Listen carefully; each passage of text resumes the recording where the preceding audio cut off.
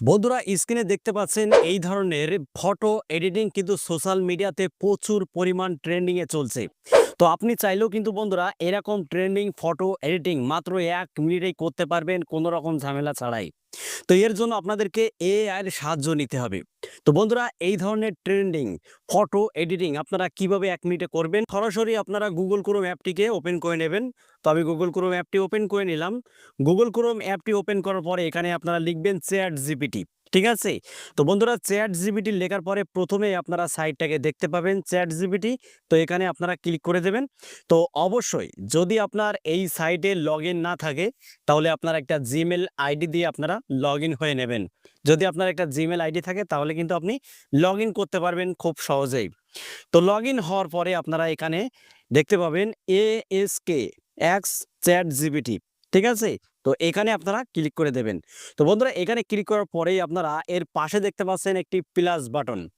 তো এই প্লাস বাটনে ক্লিক করার পরে এখান থেকে আপনারা এই যে ফটো লাইব্রেরি দেখতে পাচ্ছেন, ঠিক আছে? তো এখানে আপনারা ক্লিক করবেন।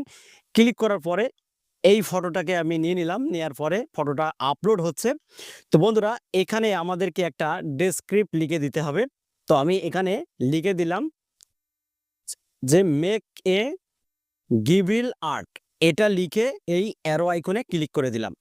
তো বন্ধুরা একটু অপেক্ষা করুন, দেখবেন আমাদের ফটোটা খুব সুন্দরভাবে এডিটিং তৈরি হয়ে যাবে।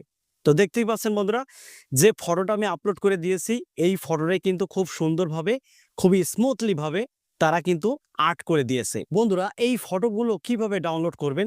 তো এই ফটোর উপরে টাচ করবেন, টাচ করার পরে ডান সাইডের কানিতেই দেখতে পাচ্ছেন বন্ধুরা একটি ডাউনলোড আইকন রয়েছে।